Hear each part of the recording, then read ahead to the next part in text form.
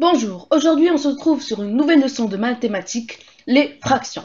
Tu trouveras dans cette leçon le vocabulaire des fractions, la lecture d'une fraction, les fractions et demi-droites graduées, la décomposition d'une fraction, l'égalité de fractions et les comparaisons de fractions. Introduction.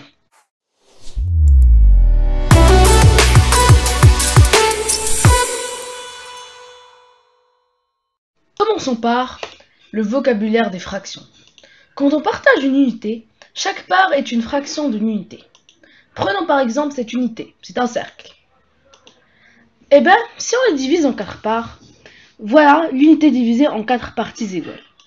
Un quart, un quart, un quart, un quart. Ce qu'on appelle ici une fraction de l'unité.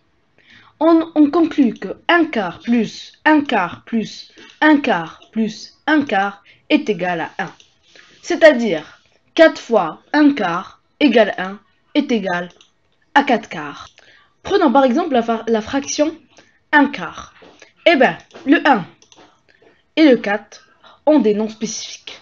Le 1 est le numérateur et le 4 le dénominateur. Le numérateur indique le nombre de parts qu'on prend et le dénominateur indique en combien de parts l'unité est partagée. Règle. Tout nombre entier peut s'écrire en fractions.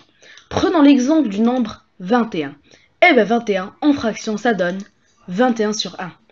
Un autre exemple. Le chiffre 5. En fraction ça donne 5 sur 1. Passons maintenant à la lecture d'une fraction. Pour lire une fraction, on commence par lire le numérateur puis le dénominateur. On ajoute le suffixe ième à la fin. Prenons par exemple 4 sur 10. Eh bien 4 sur 10 se lit 4 dixièmes. 5 sur 7 se lira 5 septièmes. Et 7 sur 12 se lira 7 douzièmes. Mais attention, il existe certaines exceptions.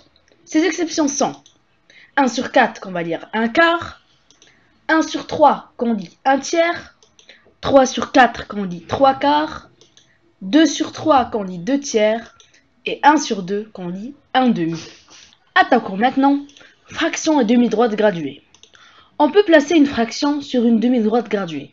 Prenons l'exemple de l'abscisse A qui vaut 5 sixièmes et l'abscisse B 18 sixièmes. Voilà la droite graduée.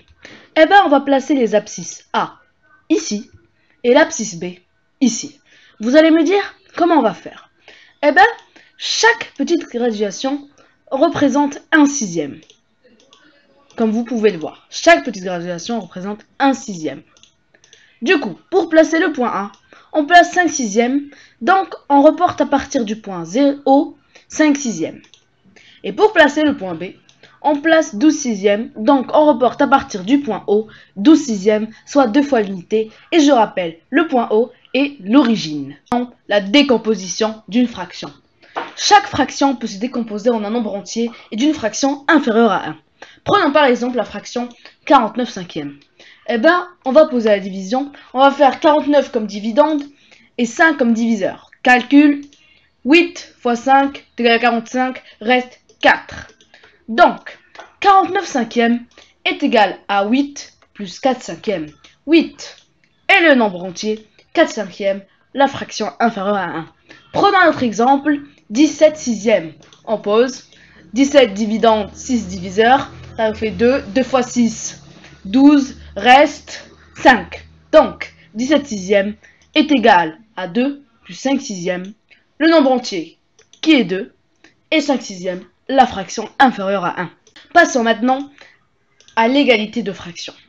Voici 3 façons de représenter 2 tiers. Première façon basique, le rectangle est divisé en 3 et on en prend 2 parts. Là, on va entrer un peu dans le plus complexe. On partage l'unité en 2 fois plus de parts.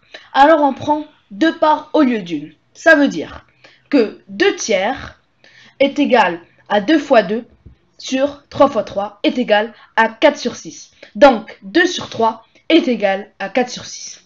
Prenons encore un exemple plus complexe. Ce rectangle. On va partager l'unité en 4 fois plus de parts. Alors on prend 4 parts au lieu d'une. Ça fait que 2 tiers on va multiplier par 4, soit 2 fois 4 sur 3 fois 4 est égal à 8 douzièmes. Donc, on partage le rectangle en 12 parts et on en prend 8. C'est la même chose que si on le coupe en 3 parts, on en prend 2. Et aussi la même chose que si on le coupe en 6 parts et qu'on en prend 4. Et enfin, la comparaison de fractions. Pour comparer deux fractions, on utilise la comparaison à 1. Si le numérateur est supérieur au dénominateur, alors la fraction est supérieure à 1. Si le numérateur est égal au dénominateur, alors elle est égale à 1. Et si le numérateur est inférieur au dénominateur, alors elle est inférieure à 1. Passons au net. Prenons l'exemple 2 cinquièmes et 8 cinquièmes. 2 cinquièmes, le chiffre 2 est inférieur au chiffre 5, donc la fraction est inférieure à 1. 8 cinquièmes, le numérateur est supérieur au dénominateur, alors la fraction est supérieure à 1. Donc on conclut que 2 cinquièmes est inférieur à 8 cinquièmes. Et il y a aussi une autre méthode de comparer les fractions.